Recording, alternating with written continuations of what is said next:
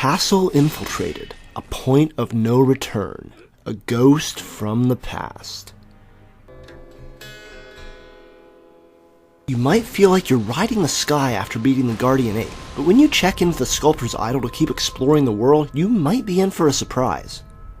If you try to warp to Ashina Castle to bring your mystical ingredients to Kuro, you'll find that almost all of the idols in that area have been grayed out.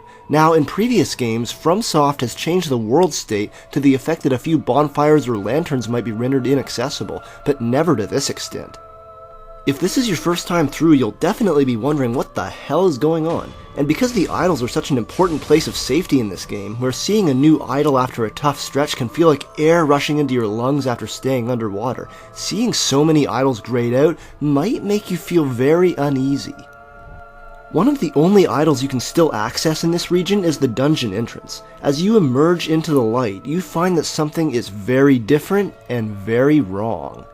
Ashina Castle is being actively invaded by Shinobi, and even though you share a job title, they are not on your side. These Crimson Warriors can be deceptively brutal. You'll need to navigate this familiar landscape all over again to reactivate old idols, with a set of much tougher enemies prowling in search of a worthy foe to stain their blades. All that is to say that the coming fight has a special feeling to it. While you were out gathering Kuro's mystical grocery list and slaying various supernatural simians, events were set into motion that cannot be so easily undone. On a storycraft level, the fact that those shinobi are doing open battle with the Ashina guards drives home the fact that this fight is bigger than you alone. There are bigger and darker things at play here. Your destination will be the top of Ashina Castle, where you fought Genichiro. Here waits the owl who took the wolf in as a child. The owl raised you in the shinobi style, faked his own death at the Hirata Estates, and has now returned to seek the dragon's blood of Kuro, the divine heir. Now you have a choice to make. By the iron code of the shinobi, the father's will is law. You can choose to forsake Kuro and side with your father, in which case you don't have to fight Owl. Now, this option basically discards every element of the wolf's character that we've seen, senselessly betrays a kid who is so selfless and noble that he's willing to sacrifice his own life to better the world, and ends the game before the final act, and gives you the bad end, as well it should. You do get 2 exclusive bosses and an exclusive combat art out of the bad end though, so it's worth looking at on later playthroughs. But right now, we've got an owl to turn our back on. If we're drawing comparisons to the rest of the Soulsborne continuum, the owl actually reminds me the most of Father Gascoigne from Bloodborne. Sure, you fight the owl much later in his respective game, and the owl ties into the main plot much more directly, but the two fights have a very similar ethos. Essentially, this foe is trained in the very same combat arts as you. If you've made it this far, you've probably made relentless aggression and crafty tools a part of your playbook. Swarmed by enemies? Light them up and strike while they're blinded. Need to hide after a kill? Vanish in the haze. Owl's not especially impressed. He constantly puts the pressure on just like you've probably been doing. You've learned to use poison to your advantage. Owl knows his way around the stuff just the same. Your firecrackers have been an indispensable tool. Owl would be inclined to agree. Also, you know how you feel super satisfied whenever you pull off a Makiri counter against a thrust attack? How stomping on the enemy's blade and crushing them with a counter makes you feel like such a badass shinobi? Yeah, don't use thrust attacks against Owl. At the very least, it's a good thing that there is one of your abilities Owl doesn't do, and that is that he will not try to heal himself in the middle of the battle. I think it's telling that you fight Owl in the same arena where you faced off against Genichiro, because it's been said time and time again in the Sekiro community that that Genichiro fight is the game's way of telling you to internalize the game mechanics or you'll suffer. Meanwhile, the Owl fight is the game's way of telling you, learn the game or you will suffer. The Owl's aggression means that you'll really need to make your own openings for attack. There are precious few cycles where you'll have a ready-made opening. When he throws this double shuriken and leaps into the air for a huge sword slam, you can dodge aside and punish his miss. There's also this move where he flings a small orb into the arena, which erupts and sends out a gas that disables your healing items for a time. You can punish this, but there's a risk-reward to it. It's very easy to go on the offensive and accidentally put yourself into the toxic cloud. Ask yourself, just how confident are you in your own abilities to launch into a combo here at the risk of losing your healing for a while? Well, do you feel lucky? And if his frenzied combos make you feel like you need to go on the defensive like I did my first couple attempts, you'll very quickly learn something else about Owl. His combos eat your posture bar for breakfast, very quickly followed by your vitality bar for lunch. Even if you've been keeping up with your prayer beads to raise your maximum posture, it wouldn't hurt to keep a Gokon's sugar on hand for this fight. From what I've been seeing, Owl is one of those bosses where everyone has their own special way of besting him. For me, even after adapting to his hugely punishing combat style, I was struggling in repeated attempts to use Ichimonji to punish his openings. I learned after a few tries that you could interrupt the startup of his most common combo with your standard slash, which gives you an opportunity to start your own combo and go on the offensive. It's a bit scary because he'll usually be starting an attack by the time your sword connects, and those first few tries, you might be scared that he'll just poise through your attack and slice off half your health in a single swing.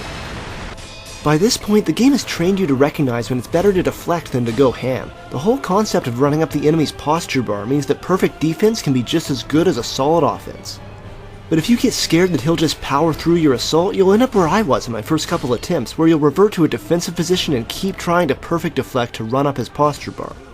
By and large, this will not work. You can do this with some bosses like Genichiro's Tomoe phase, but this will not work on the Owl. He takes too little posture damage from deflects and does too much posture damage to you for this to be a viable strategy for most players. You need to attack, or else you'll never whittle down his health to the point where he starts taking decent posture damage. I also tried firecrackers, but they rarely felt fast enough to stun him before he struck, and the risk-reward ratio didn't feel worthwhile at all. The only combat art that I found to be really effective against him was the Mortal Draw, which would actually slice off respectable bits from his health. In fact, the attempt where I switched from Ichimonji to Mortal Draw was my winning attempt. If you hadn't already learned it by now, the Owl is a wake-up call that some enemies in this game will force you to make your own openings. You already know that playing passive won't work in Sekiro, but this battle runs at home that neither will playing defensively all the time. And you might fail and fail again, but there's so much to love about this guy's character such that it's enjoyable to experience even on repeated attempts. As enraged as he is that you've broken from the Iron Code, as much as he is obviously trying to kill your ass, he still cares for you in his way. The first time you take away his first deathblow marker, he'll collapse and beg for mercy. It's a feint to get you off your guard, and he'll just insult you and keep on fighting if you fall for it.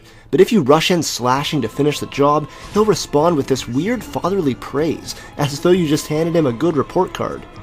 And in a way you did. Shinobi are not samurai, nor do they have the associated codes of honor, and you're encouraged to use whatever means at your disposal to gain the upper hand. Even though he means to kill you, he's proud of you.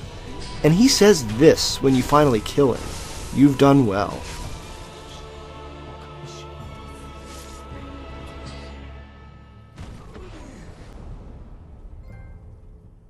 So it is an emotional battle in its way. Maybe not in a super overt way, though. There are no rage screams of betrayal or tears of loss at the deed you need to commit against the man who raised you. But that just wouldn't be the way of either father or son. The wolf won't howl for Owl.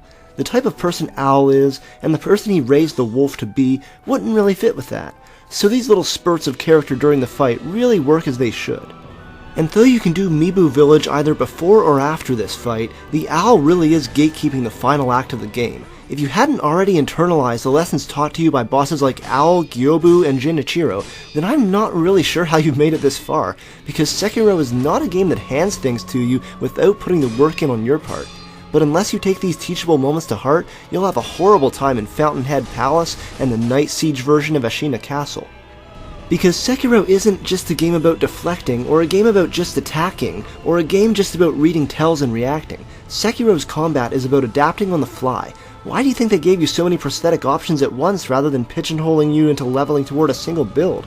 Genichiro teaches you in no uncertain terms to adapt to the rhythm of attacks and deflects, the Armored Warrior teaches you the huge value of posture damage, and the Great Shinobi Owl teaches you that sometimes neither of those things are enough, and you're going to have to cleave your own openings for victory. This is one of those tentpole fights in Sekiro's story, but did you enjoy it, or were you happy just to have it behind you? Let me know in the comments below. Thanks for watching, and I'll see you next time. Hey, thanks for making it to the end of the video. If you want more, check out my website for plenty of text articles on games, film, and more, link in the description below. And if you want something a bit more fictional, it also has links to my novels in physical and digital formats. I'll see you next time.